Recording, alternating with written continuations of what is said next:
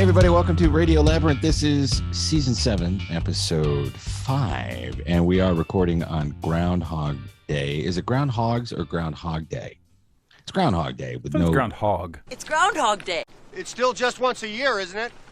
Yeah. It is Ground Hog, but there's several Ground Hogs. If you of course, this episode comes out on Saturday, and it's well past Ground Hog Day, but we'll pretend for a moment that this is the movie Ground Hog Day, and you wake up and it's the same show.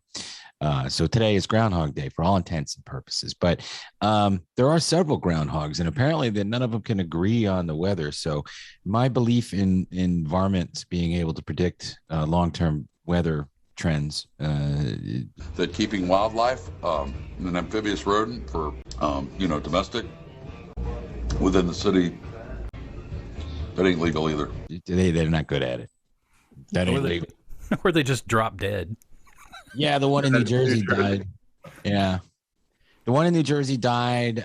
Birmingham Bill, he wouldn't come out because he's a jerk off.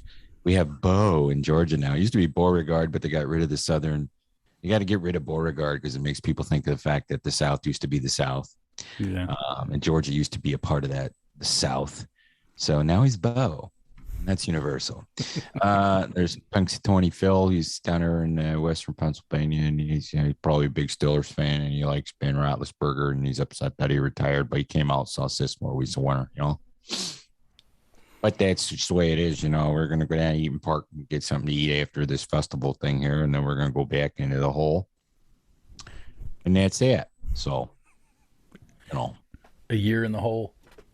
Year in the hole. And yeah, we're going to have a couple of beers and a couple of INC lights. You're going to have a couple of IC lights and toast, the New Jersey one, Millville Mel or whatever his name was, because he got, he's dead.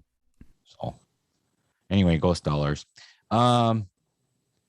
Yeah, so Groundhog Day, great movie, but a really stupid way of trying to predict the weather. It's always that, January has 2 holidays that matter to people. So February has Groundhog Day. What's next after that? Is it President's Day? Yeah. Valentine's Day? Yeah. St. Patrick's Day? April Fool's Day? Oh, yeah, Mother's Day is not till May. Yeah. April, I don't know. Easter, I guess that's an important holiday. Easter, for some people. Passover. Anyway, that's our litany of holidays. Hey, we have a guest on the show today. His name is Jeff Richards. He's a comedian. He's a stand-up performer. He's an improv performer. He is a podcast host. And most importantly, he does impersonations and impressions. And he has a YouTube channel where you can watch him do the impressions, where he interviews his celebrity friends and guests as, Jimmy Fallon, Dustin Hoffman, David Letterman, and they put an affect on it. They do special effects, the deepfake, so he looks like the person he's doing the impression of. And he was a cast member on MADtv and Saturday Night Live. That's right. The first person to be on both shows is a cast member. He first did MADtv, and then he left and went to SNL. And we had a good time chatting with him, and he'll be on in a little bit.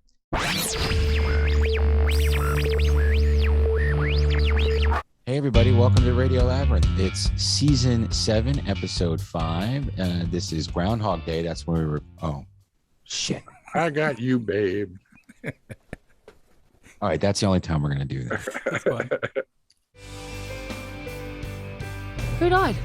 Who died? Who died? What's wrong? Who died? What happened? Who died? Look, I took this job originally because I figured Carlson was like me.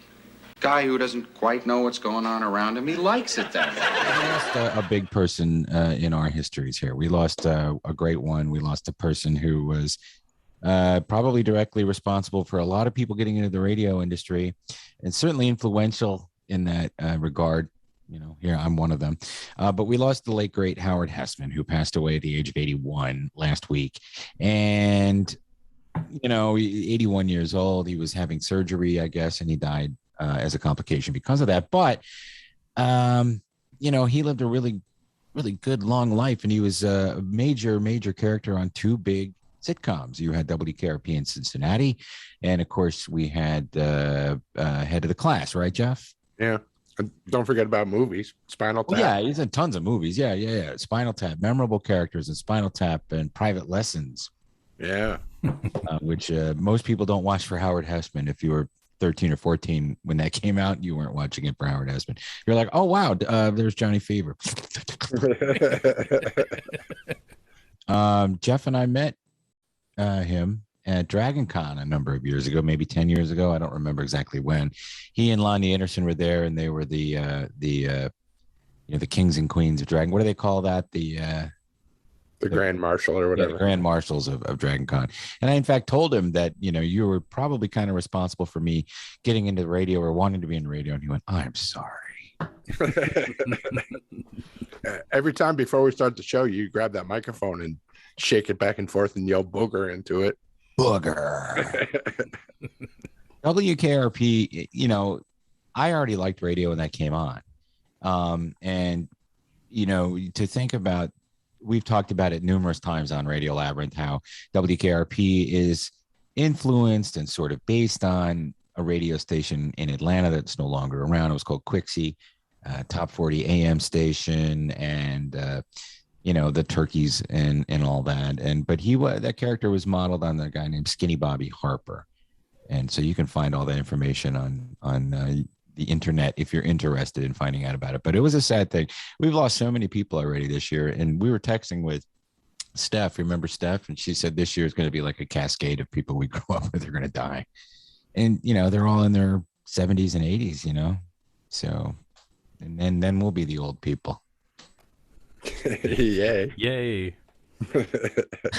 We're already the old people.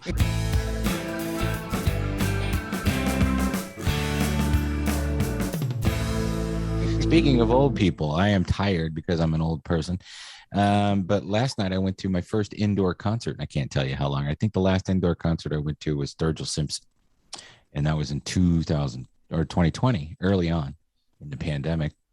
But I went to Atlanta Symphony Hall with Dr. Joe Esposito, who is the chiropractor that's on WSB Radio. And he does podcasts, and he's a cool guy. I went to see 10,000 Maniacs with him a couple years ago, too. He's a huge fan.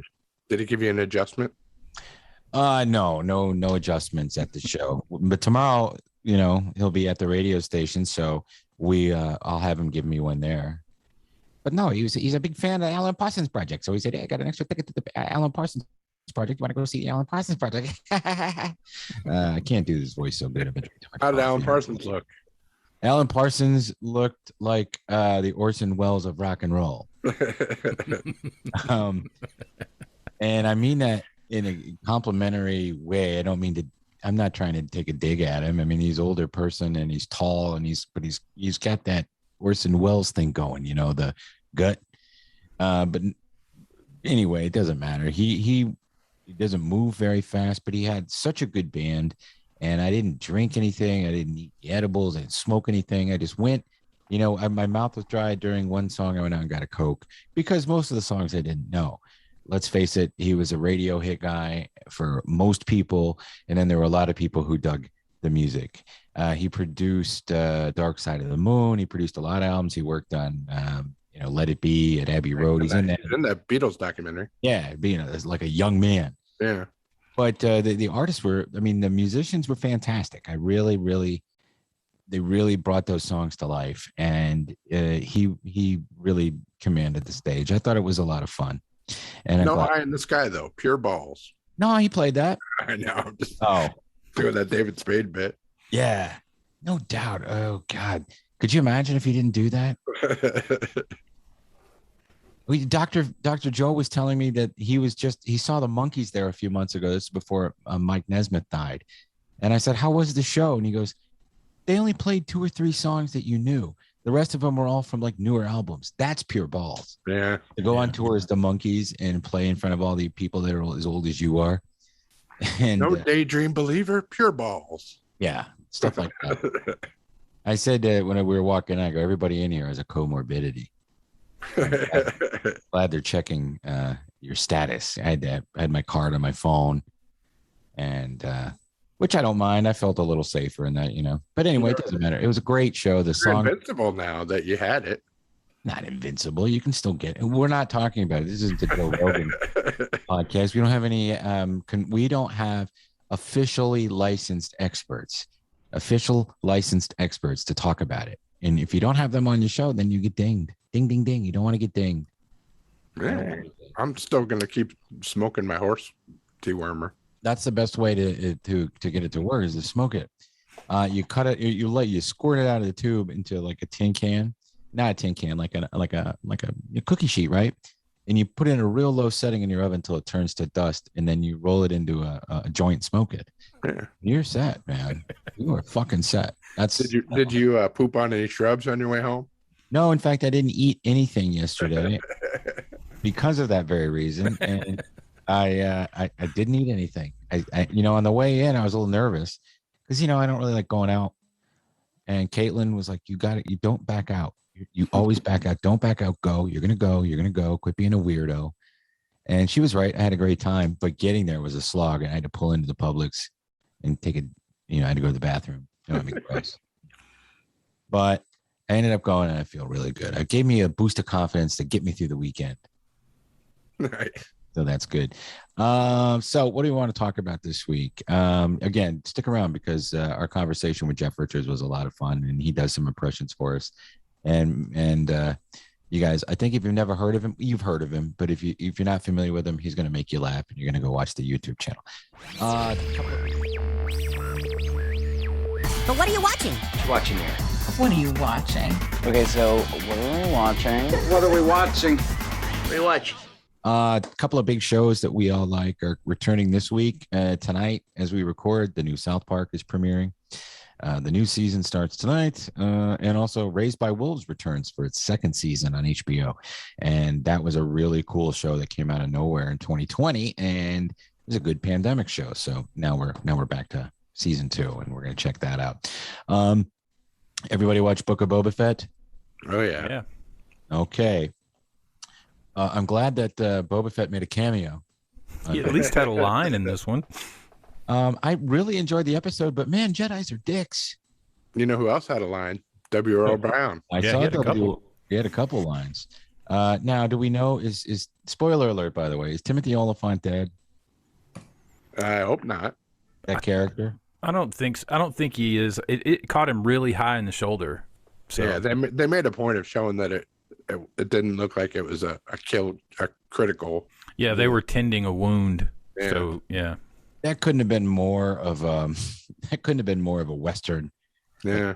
Shoot out them looking out the windows like they're looking out of a saloon. Didn't you want Sean Bridgers to be the deputy though? Yeah, kind of. Yeah. That would have been perfect. That would have. The CGI Luke, there were moments when it looked beautiful. There were moments when it looked shitty. When he was talking, some of the times he was talking, the teeth were too white. Now, notice, too, that it looks so much better than season 2, the finale of Mandalorian season 2. But also remember that they hired the deepfake guy that did all the YouTube videos, and now they're applying his deepfake strategy to Luke, and that's why it looks so fluid. Mm-hmm. Yeah, it definitely looked a lot better than the first time. Although there were some times, like I told my wife when we were watching it, I said, did they get Mr. Beast to play Luke? Because that's exactly who he looked like. Yeah. My issue with this episode, though, is he took the ship, he made this chainmail. The Mandalorian, which, by the way, isn't Boba Fett, the Mandalorian, Din, made a nice little chainmail jacket or armor for Grogu. A little onesie. Yeah, a little onesie.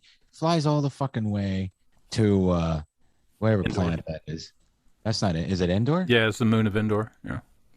Is it the moon of Endor? Mm-hmm. Yeah, because there was a time you could hear Ewoks, the little chirp. It was there in the background when they were training. Yeah. Boy, if the Empire were ever to rebuild, that would be the last place they would look. With the remnants of everything hanging over the top. Big hunks of the Death Star stuck in a lake somewhere. Yeah. So Din, he makes this chainmail armor, a little onesie for Grogu, flies all the way. I'm assuming the planet isn't right next door to Tatooine. Flies all the way there. Has to wait, sleeps while these robot ants these droid ants are building a temple. R2D2, fucking ghosts him and acts like a dick. And then Akosa is there, and she's all, being fucking bitchy Jedi. This is why I don't like that these Jedi are like dicks, man. And that's why he's going to choose the armor and quit that whole Jedi business. You think? Well, because you're bearing the lead here now, even though you're giving the lead. What I'm saying is that, Grogu, Luke's doing all this, Obi-Wan or Yoda shit with Grogu and making him run and do flips and stuff. And he says, I'm going to give you this lightsaber, or you can have this chainmail. But if you take the chainmail, you can't be a Jedi. Why can't he have something personal? Is that because his dad was such a douchebag and emotional? It's the Jedi way of foregoing everything else in your mind. And if he chooses the chainmail, that means that he's going to keep Mando or in his mind more, and he won't be able to give everything to the Jedi, give himself over to the Jedi, because that's kind of like their priesthood. So it's kind of like giving everything up in order to train and do it. And if he's got that, if he picks that, that is the decision to, that he's not going to be able to separate the two. I don't know. It's a dick move. I mean, it's a total dick move, especially since everybody who watched Mandalorian wanted to see that. Just even if it's just a little, hey, I missed you, Grogu. Here's your chainmail. Yeah. Bye. I don't know. Yoda's, and that was another thing. The Yoda lightsaber, that they retconned that because in the comics it got destroyed. Comics or in the movie? In the comics, and it was just gone in the movies. But when in the comics, actually, there was one Sith guy that was destroying lightsabers for their crystals. A crystal, yeah, and it was the last one that he destroyed. And when he broke it, it actually broke the machine that broke all the other ones. So it was like real powerful. But I'm glad they kept it in. But yeah, it was kind of a weird. Who's Cad choice. Bane? He's the reason Boba Fett has that dent in his helmet. Exactly. He's a mercenary that's more powerful than Boba Fett. He's the best in the galaxy, and he's got those tubes that come in to his neck, and what it's for is he had it surgically put in so that no Jedi could force choke him, and it would still be able to breathe. Plus, he can breathe in space with it too. So he got the drop on Timothy Oliphant there. And they just walked away. Mm-hmm. Yeah. So he's the one that's leading all the shit that's going on Tatooine. He's working for the Pikes. Yeah, he's hired muscle for the Pikes. Oh, he's hired muscle. Okay. Well, I think that the show is good. I was going to give up on it, but boy, they really brought in the big guns to make sure that didn't happen. I think I wondered if that was, if we're getting the first 2 episodes of season 3 of Mando and we don't know it yet. I mean, I do like mechanic women who fuck Ewa or Jawas. If they're not going to show it, let's move the story along a little faster. Don't you want him to choose the armor though, so we can go back and be on Mandalorian? I want him to choose the armor, and then also take the lightsaber, so he can do both. I want him to take the lightsaber, and then when the battle comes and he gets hit, and they figure out, they do a Lord of the Rings and figure out why he didn't get damaged, it shows that he's wearing it anyway, that he stole it. That's what I want him to. He would have to use those force powers to take it out of Luke's pocket. Yeah, and as easily as he got that frog almost all the way to his mouth, that might be an easy thing to do. How about the look on Grogu's face when Luke raised all the frogs out of the pond? Yeah. Grogu looked over, he's like, holy shit. It's a buffet. Well, all in all, it was a good episode. Peacemaker was good this week. And the ending of it was something you didn't want to miss. That litany of names that Peacemaker was reading, really, really, really funny. The first episode of Resident Alien, I think we all watched. That was really good. Yeah. That's such a great show. Again, I apologize that I sat on it, but I'm watching it every week in real time. Really like it. Fantastic show. Yeah, I like how it's expanded out from the little story it was. It's a much bigger story now. Yeah. Yeah, they're still breaking the story really slow though. None of this whole alien invasion shit's gonna happen this season, I bet. Yeah. Or it'll be at the very end. They'll drag it out. Yeah. I like that he took the octopus out of the tank and ran away. That was hilarious when he was running out of the restaurant with it. Yeah. And then the other show that I think that all of us are watching. I'm not caught up on the Netflix show that I liked, but Caitlin and I are going to get caught up over the weekend. I think Archive 81. Yeah, I mean it was so good, but let's talk about it more after I've seen a bunch. Sure. Plus, but Righteous Gemstones doing that. The flashback episode. Yeah, the flashback episode was really good. And I forgot that what's her name from Sugarland is the matriarch of the Gemstone family. You know what I'm talking about? Yeah. And she was in Soul Miner's Daughter, and she's super, super famous, and she's from around these parts, right?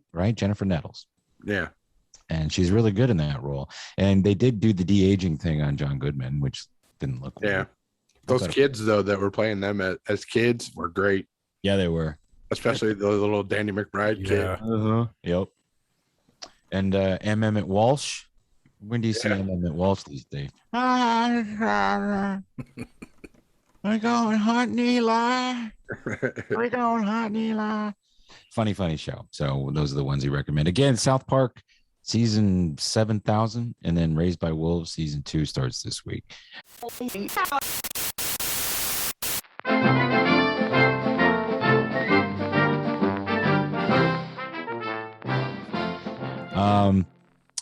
Let's see, just a couple of quick bits in the news. Tom Brady finally retiring and leaving the football world for good, meaning that somebody else will have a chance. Even though he didn't win this year, it's nice to see him go away. I like how he announced it and then realized that if he waited 4 days, he'd be able to collect that money. So he just didn't officially announce it until today. Is that really what happened? Yeah, he was. Wow. If he would go past the 1st of February or something like that, yeah, he got something in his contract. It was like like $50 million or something. And then, but he went ahead prematurely and said he was going to do it, and then like 6 hours later he retcons and was like, "No, I'm almost sure that I'm going to do it." And then, of course, he did. He'll be back though on TV or coaching for sure. Yeah, I figured he'd be a commentator. Seems like something he'd jump on. Let's see, other football news. The Super Bowl is in 2 weeks, and that'll be the Rams. We all know this. That'll be the Rams versus the Bengals. So good luck to whatever team you like. I don't really care. You picked that a couple weeks ago. I did? Yep. Yeah. I don't remember doing that. Yeah, you picked them. Great. I'm smart. Last bit of football news, the Washington Skins, then the football team of Washington, D.C. They finally have a new name and a mascot. They're the Washington Commanders. And Dustin gave me a great idea this morning to draw a Cobra Commander in a uniform. And that was funny. So I like that. Thank you, Dustin. No problem. Funny. And I find, the less polarizing my doodles are, the better they do on social media. So I, doing the one I did a Howard Hesseman, a lot of people like that. What was the other one I did that people liked? Oh, I did Neil Young, which we're not going to really dive into that whole topic, but I will say this about that, that Spotify paid too much money for Joe Rogan. I don't see them getting rid of him.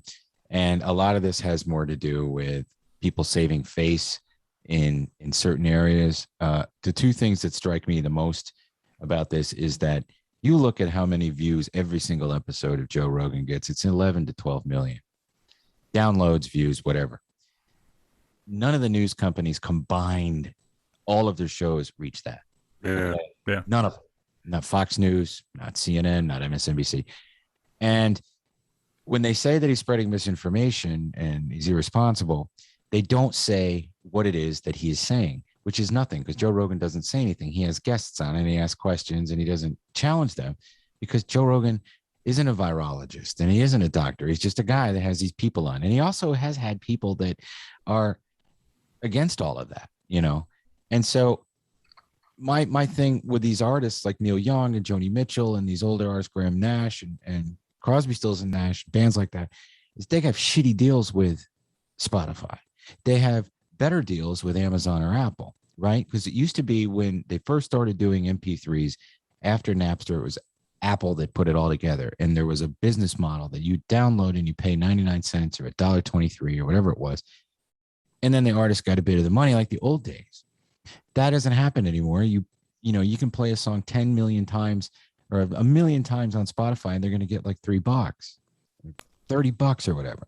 So I don't begrudge them that, because for the last 2+ years, all of these artists who depend on touring to make money, not their music licensing, touring to make money, haven't been able to tour. Right. Yep. So I have no problem with that, but I just say, be honest about it. Like Sharon Stone saying, I'm taking my podcast. Who gives a fuck about your podcast? Or that horrific Mary Trump, who sadly looks just like her uncle, hates her uncle, whatever. I don't give a shit about any of that stuff. But she announces, I'm taking my podcast down. Well, how many people listen to that shit? 20? Who the fuck would pay a dime to listen to Donald Trump's niece complain about Donald Trump? I don't know why you would, unless you really hate Trump that much. So my point is that I like that these artists are leaving Spotify because they never got a good deal on there. Speaking of paying a dime, www.patreon.com/Tim Andrews. Yeah, but I mean, that's just my point. These, like Neil Young isn't getting any touring money, and that's how he made money. He's sold his catalog recently. Bob Dylan, who is on the road now, just sold his catalog. That's their retirement. That's their nest egg, even though Dylan's 81 years old. There's people that are depending on that. So my point is don't get all wrapped up in it. Don't let it bother you. Don't let it bother you. If you're a fan of Rogan and you're mad that celebrities are using that as an excuse to get a better deal so they can make money, realize what it's really going on. And that really has less to do with the pandemic and more to do with the shitty business deals that their managers get them. And thanks, Obama. Thanks, Bush. Thanks, Ford. Let's pick someone that nobody cares. Thanks, Ford. Who? It's really, I think it's given like you said, everyone an opportunity to opt out of Spotify. And that's it, because it's never been. I mean, I've seen numbers on, like, St. Paul and the Broken Bones. They're on Spotify. They have millions, of listens, and I've seen what those millions of listens equate to in money, and it's laughable. I mean, it's ridiculous. It's almost the envelope costs more.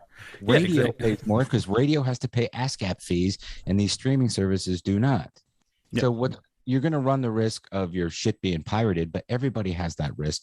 And 9 times out of 10, if somebody pirates your album, they're going to go out and buy it because they'll get a better version. Right. Quality will be better. Right. And, plus these artists can put out LPs and special limited edition CDs, things that people can hold in their hand. I would much rather have a record that I could hold in my hand and make a mixtape, on a CD or whatever. And, I don't know. I want them to make more money. So, my wife just texted me a good recipe. Salmon patties with arugula salad. I started learning how to cook because I didn't want Evan to think that everything came out of a drive-thru. Evan's my first son from my first wife, Pam. This contains 498 calories. I called Gene and I said, can I get some 8-ounce canned salmon?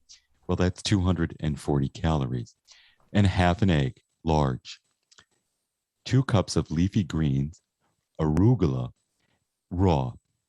1/4 cup of cheese, Parmesan grated. So that's what we're going to have for dinner this weekend. And by the way, we're going to have a new Patreon feature, which is why I'm doing Paul. We'll talk about it at the end of the show. How do you get half an egg? Well, you boil it. Okay.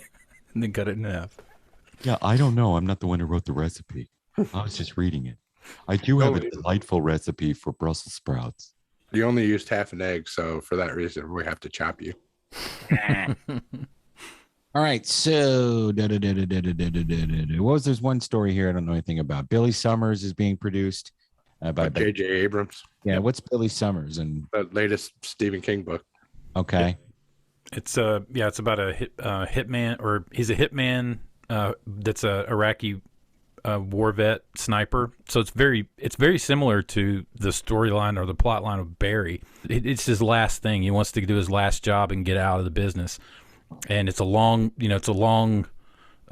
game for the last one. He's got to be there for months building up a cover. And yeah, it's a great it's a great book. I mean, the book's amazing, and J.J. Abrams and his Bad Robot production company, they did Castle Rock, which was 2 seasons of that, which was really good, I thought. And then they did one movie too, Dr. Sleep. Castle Rock was a great show, I thought. This one was Sissy Spacek, right? Yeah, it had Spacek was in it, and it was kind of an amalgam of Stephen King plot ideas and very Dark Towerish. Then the second season was pretty much the story of Annie from Misery. Annie Wilkes. Yeah, Annie Wilkes. All right, so well, that's pretty much all we got. South Park is going to start soon.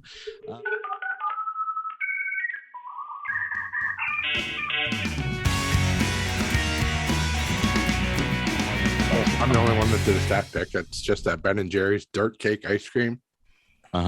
It's vanilla pudding ice cream with chocolate sandwich cookies and chocolate cookie swirls, topped with milk chocolate ganache and cookie crumbles. It's so fucking good. God, it's like somebody, like Mr. Keebler, took a shit in a bucket. Exactly. Is there any room for the ice cream with all the stuff in it? No doubt. It's one of those topped, so the cookie crumbles and stuff are on top, and then there's swirls and stuff. So freaking good.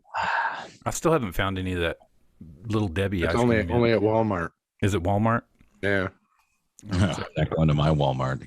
And I've seen a bunch of reviews on TikTok. Everybody's just saying the Nutty Buddy one's the only good one. Nutty Buddy? Yeah, Nutty Buddy ice cream. Oh, why'd you tell me that? Walmart. Nutty Buddy is great. Views. Or. Snooze. All right, let's do Views or snooze. Number 1, Winter Olympics. Snooze. Yeah, it's a snooze for me too. I used to like the Winter Olympics over the Summer Olympics, but I don't even care anymore. I just don't want a half-assed Winter Olympics. They're just trying to get through it just because they spent so much money and put it off so long, and it would no thanks. So 3 snoozes. Number 1 or number 2, Celebrity Big Brother on CBS. That's a snooze for me. I don't watch the regular Big Brother, but I like the celebrity one. It depends on who the celebrities are. I don't know. I don't know who the celebrities are yet. I know people from reality shows. I don't know. Then fuck no. There's one guy from SNL, the one that did Night at the Roxbury with Will Ferrell. Chris Kattan. Chris Kattan. He's one of them. I remember seeing that on the poor fella. And he looks rough. I like him. There are a lot of people I don't like that guy for some reason. Oh, I don't like Chris Kattan. Blah blah blah. He did some funny bits, sketches on Saturday Night Live and characters and stuff. I don't hate it. Mango. Yeah, but I mean that show. Or I don't know. I can't. No. That guy deserves better. I'm gonna views it probably just because I like Celebrity Big Brother. Okay. And number 3 is Reacher. You gonna views it? I'm gonna try it. I'm gonna try that first episode. I never saw the movie or read the book. Fucking good. You like the good episode? Let's tell everybody we got to watch it. I watched 3 of them. Well, we got to watch a preview. We got a preview of it because we were going to interview the guy playing Jack Reacher. Is that his name? Yeah. Yeah, and that guy was the lead in Blood Drive. If you've been listening to our show for a long time, you know that we all loved Blood Drive. Yeah. And we interviewed the director, and this guy was the main guy. What's his name? Jeff? Chris? Alan Richardson. Chris. Alan Richardson. Yeah. Yeah. So. And he was on Titans. He was Hawk on Titans. We were gonna have the ability to talk to him. He was going to be in Atlanta, but I think that got changed. I saw him on, I think it was Regis and Kelly, not Regis and Kelly, Kelly and the other guy, New Year's Rockin' Eve guy, Ryan Seacrest. His name. Why are we so? This is what happens when you get old, kids. Don't do Tylenol. I recommend Reacher highly. I haven't. They gave us access to all 8 episodes. Yeah, and I probably would have watched all of them if we would actually gone through with the interview. Mm-hmm. I only watched 3, and they're so fucking good. Well, good. Now, are they all being dumped at once, or I don't know? It's Amazon, so it's hit or miss. They could dump them all at once, or they could do it weekly. Yeah. Well, yeah, I'm going to use that. Dustin, what are you going to do? I'll give it a views. I'd like to see Reacher more like the character in the books than Tom Cruise was, because Reacher is supposed to be this big guy. That was the thing about the Tom Cruise movies. Yeah. Like it was written well. It was written like Reacher, where he's talking about like, I'm gonna kick all you guys, like these 5 guys. I'm gonna kick all your asses, and it's like Tom Cruise, little fucking 4'9" Tom Cruise. It doesn't have the same effect. Yeah, it doesn't have the effect. When you look at Alan Richardson and you see these 5 guys that are like maybe almost as big as him, but not, you understand why he's saying don't even bother trying to fight me, Yeah, but I'll give it a views for sure. It's definitely worth watching. So Jeff has an idea to do a $3 Patreon level or a new benefit for the $5 level. Every month, we draw one name from the list of people who come on the podcast and request an impression from Tim live on the show. Yeah, let's figure that out. And just like a new level between the dollar level and the $5 level. We say maybe 10 or 15 people sign up for that. Then we draw a name out of that list, and that person gets to come on the show and request a impression from you. Quick draw. Yeah, we need to do that. We need to do something like that. So to all the people who've stuck with us for so long, thank you very much. And I think we need to update it. So we'll plan on doing that the next couple of weeks. But thanks to everybody for sticking with us. And if you'd like to become a Patreon member, just go to patreon.com/Tim Andrews. So without any further ado, let's go to our guest who was kind enough to do the show with us. From California, and do some of his great impressions. Stick around for Jeff Richards.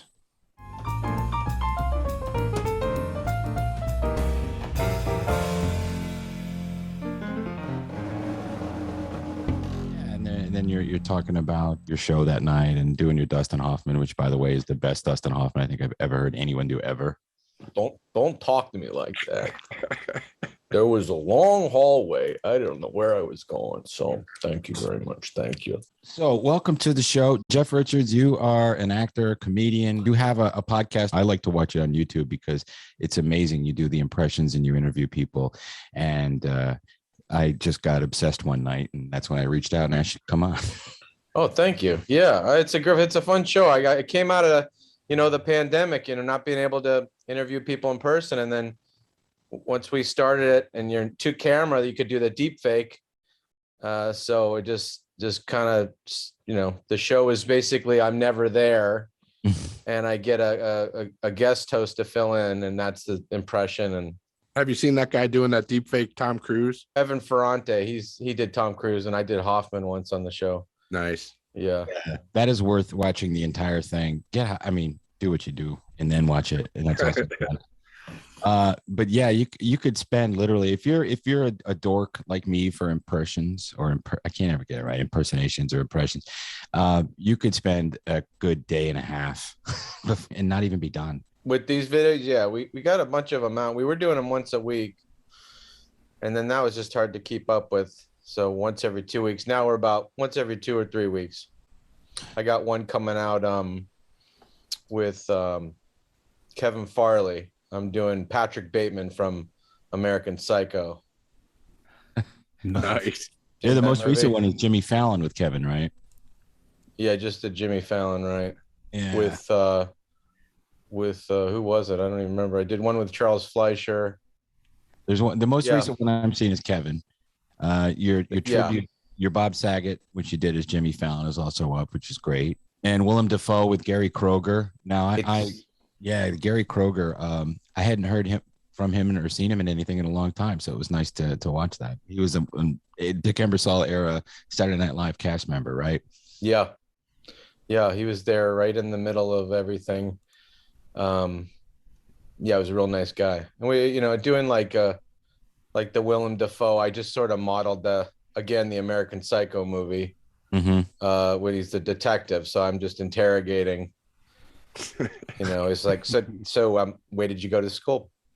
And he's like, I'm just like, so just listen, I just have some preliminary questions for my files. Okay, is that okay? Okay. So you're Gen X. You're right in the same wheelhouse that we are. So I'm assuming you kind of grew up watching the same things we watched and had a lot of the same influences. But who were the people that influenced you when you were young? Like you couldn't wait to see. Were you into Rich Little, Fred Travellina, guys like that? Kids in the Hall was a huge one for me. I loved that. Loved how silly they'd get and weird. And Letterman was a big one. And Eddie Murphy. Eddie Murphy was a great influence. Jim Carrey, a lot of those guys. Dana Carvey was the one where I kind of was like, I kind of saw how he I kind of thought I saw how he kind of would do one impression. Mm-hmm. Like he would get inside someone, he could do it perfect, but he chose to just wiggle around in it and just make it exaggerated in this innocent sort of silly way. So I try to do that. I try to say things as they would say them, but then make it a little weird or different, or like I'm doing Letterman tomorrow with Steph Barkley, and I just think I just want to get distracted, not even go to the questions. You would hope at some point, I don't know when, I don't know how. Have you had the burrito supreme? It's just layered just right. So. Yeah, and I guess I dated myself a little bit, or my parents were terrible, plopping me down in front of the TV because I started watching TV at 4 or 5 years old. So we're talking about 74, 75. When I would stay up on Saturday nights to watch, Bill Murray. I remember I was allowed to stay up because Carrie Fisher was the host and she came out as Princess Leia. So I've kind of been obsessed with that show for a long time. I know Jeff, that's our co-host, Jeff and Dustin. Jeff and I grew up in the same town, had the same obsessions, and watching all those shows. So it's just always curious to me if we're on that same, watching TV all the time and mimicking our teachers. And that's exactly what I did. That's how I made friends. I was just talking to somebody. That's how I literally made my first friends in junior high school, was making fun of one of the teachers.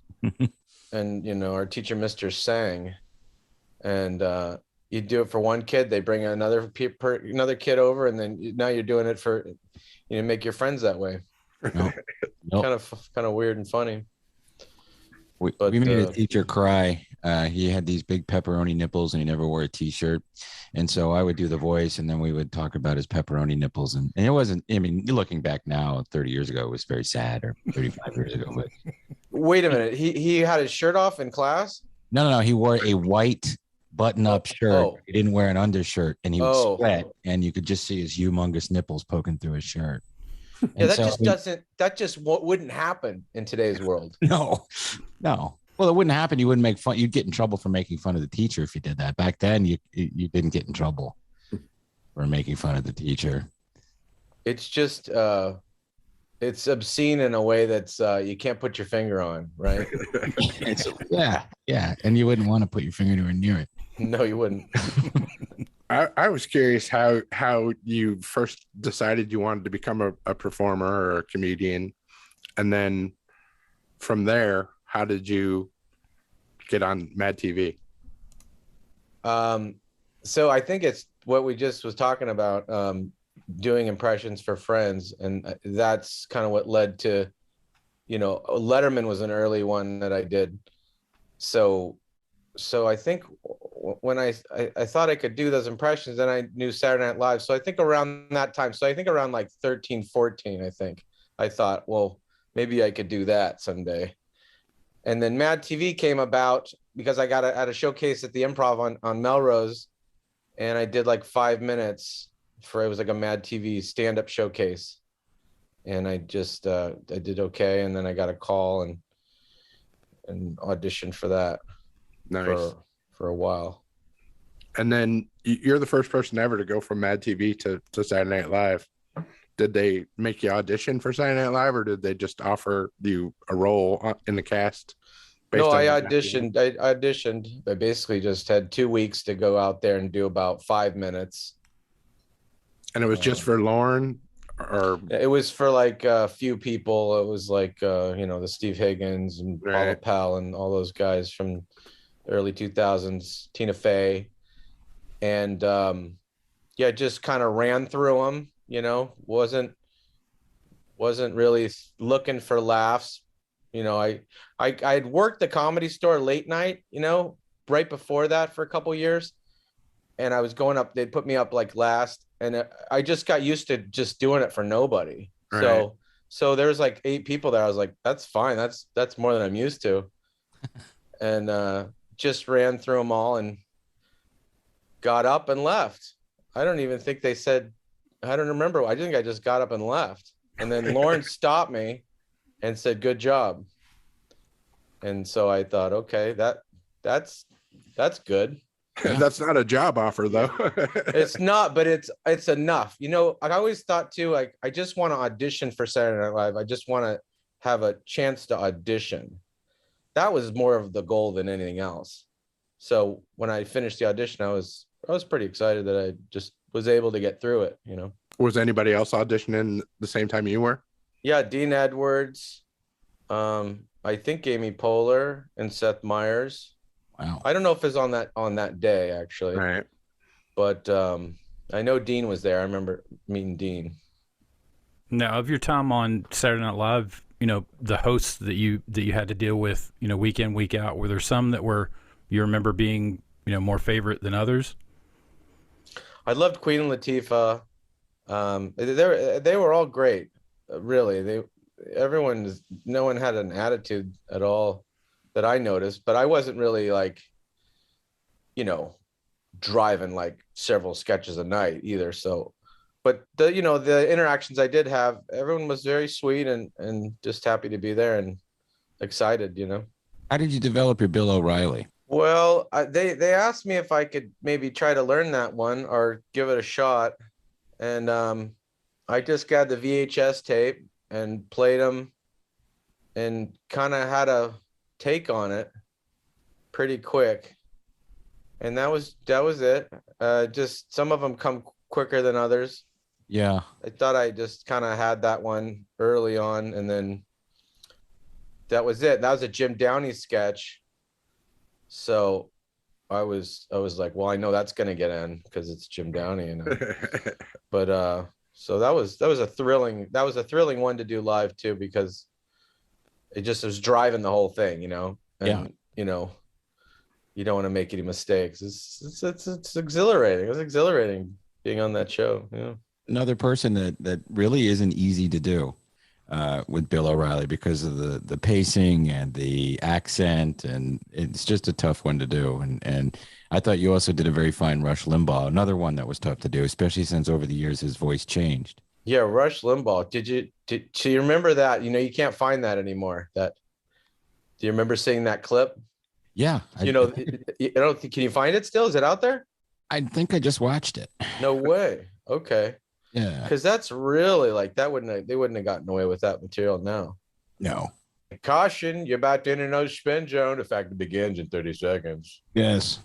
That is available. You can watch that on Saturday Night Live, has it on their page. But the Rush Limbaugh one is, I swear to God, I thought I just watched it. But when he had that surgery, when I did him on the radio, I would just shake paper, and I can't do him anymore because he's dead and I'm on the old affiliate, so they don't let me do it. But and I was trying to do like Alex Jones, which is kind of like just Rush Limbaugh on steroids a little bit. Does it hurt your voice to do him? Facebook. Yeah, there you go. Yeah. Perfect. So you want to get rid of Facebook? There are people on the moon taking alien milk from pilgrims. Facebook. You know, that's a hard one to do, like in a 5-minute sketch, to maintain that voice. Oh yeah. I mean, I'm trying to do Rogan. I've been watching a lot of Rogan. He's not easy to do. I don't know where to even start. Tim, give him a little of your Rogan. My Rogan sucks. It's just wow. And then you try to do it, and you got a little of this going on, but there's not enough, so you gotta back up. It's sort of this, yeah. It's like he's got almost a frog thing going, but it doesn't go there exactly. Like All right. Yeah. Wow. That's all right. Talk about this. All right, dude. Let's talk about this thing, dude. Okay, because I really think that you guys can think about this a different way because they want to talk about prescription medication, but they don't want to, Okay, come on, dude. Yeah. I don't know. It's a little off. Really good. You got the cadence down really well. You're a weird dude. You're a weird dude. Yeah. Kind of a weird dude. It's like a middle. It's somewhere between dude and bro. There's an ocean breeze to it, but at the same time, there's no ocean. I was gonna say the longer he stays in Texas, it's gonna change a little bit too. Yeah. Okay, dude. You don't even know that for a fact, dude. Okay. I want to try to get it accurate. I don't want to just come up with some, wild take. I don't know. I'd like to get there. We'll see. I'm listening to Paul Stanley's audiobook to try to get him down a little bit better instead of just doing like an effeminate New York accent. And he enunciates everything. And that's great. And he has a lot of this. Peter Criss really couldn't play the drums. He was terrible. And he does that sort of like, he's like, he's kind of, yeah. He's almost like on a puppet string. That's a good one to do because people do Gene Simmons, but they don't do Paul Stanley. No, and everybody doing Gene Simmons does the what's his name? Craig Gass, who does the really good Gene Simmons and a lot of other ones. He's great. So what else are you working on during the pandemic besides your podcast? Are you going back out? Are you doing stand up again? Yeah, I just did a gig in Maryland and out there doing some stand up. I came up with this album. It's like I do this music character called Ditto Kiddo. So he put out an album. Mm-hmm. And that's just funny songs, disco, EDM kind of Pet Shop Boys kind of songs. Okay. And what else? That's pretty much it. I'm trying to just write a new hour with impressions I do. I'm not going to get I'm going to do all the impressions I do, but write new bits and come up with a new hour. So that's something I'm actively working on.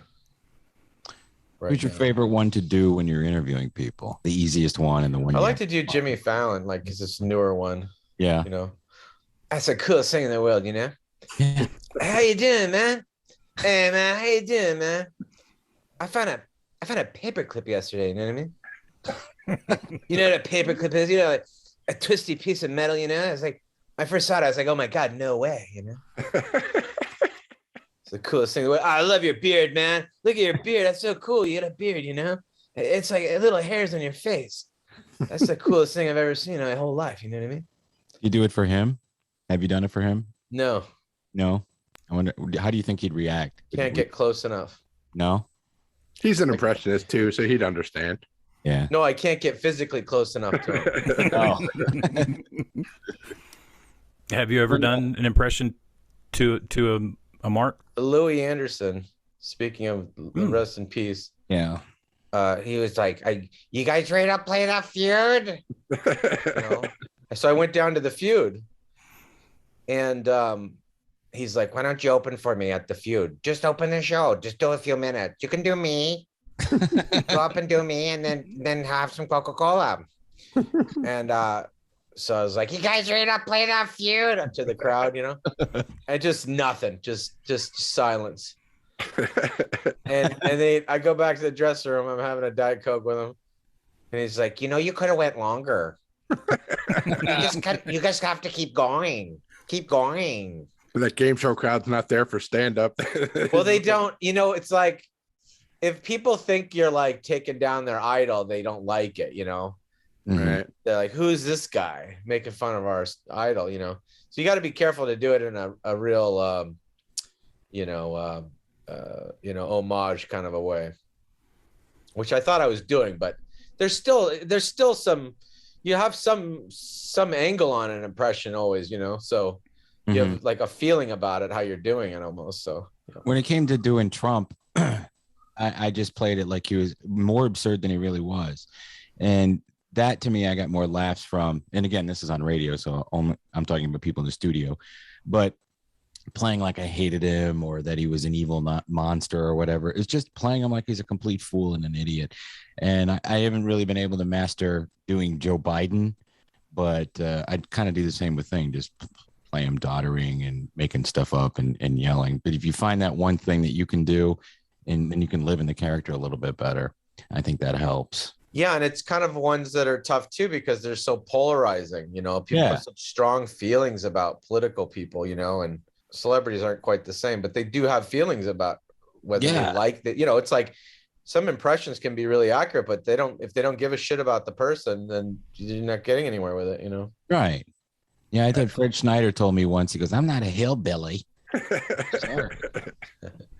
Are you going to retire Louis Anderson impression? Obviously you just did it, so maybe not, but no, definitely not. Because he actually he told me to keep doing it. I know it sounds like I'm making that up, but he really did. He's like, he said, keep doing it.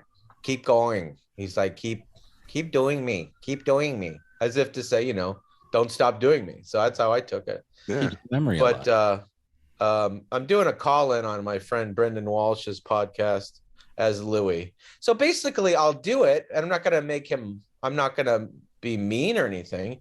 I'll just have some funny little, you know, what he's doing and what he's up to in heaven. And it's fun. I like it. They got lots of shrimp. It's unlimited shrimp. Fried or not fried, cholesterol doesn't matter. So you just keep going. I definitely keep doing them. Yeah. Well, if people want to find you on social media, where can they look for you? Well, I'd rather they just didn't, to be honest with you. Okay, I understand. The Jeff Richards on Instagram, and all the handles, and then Linktree / Jeff Richards is you can find the show that way. Thanks for having me, you guys. Yeah, man, I really appreciate it. We love what you do, and again, I'm going to tell everybody again. You go to the YouTube page, prepare to spend quite a while watching these videos because they're fascinating, especially with the deep fake. Oh, by the way, Scott Welch is the one doing the deep fakes, and Jason Auer and Andy Hogland, those are all the guys involved. So, nice. We used to do Instagram lives with the not filter? deep fakes necessarily, but like a filter of a celebrity. I would do the filter that beard on. The Snapchat, or we used to have a filter for you could put pictures on your face. They don't have it anymore, but I think Snap Camera has it now. But this is better, you know, when it comes out, you know. Yeah. Before you go, can you leave us with a little Gene Wilder? There's no way of knowing where my finger's going. That's just a joke. It's not really what I think you are. Come with me and you'll see a whole world of rising inflation. Good, fine, on we go. Awesome. Thank you, Jeff Richards. Thank you. Appreciate it very much, man. And all right, buddy. Look for the show. Bye-bye. Thanks, Bye-bye. man. Thank you. Oh, and keep it canon.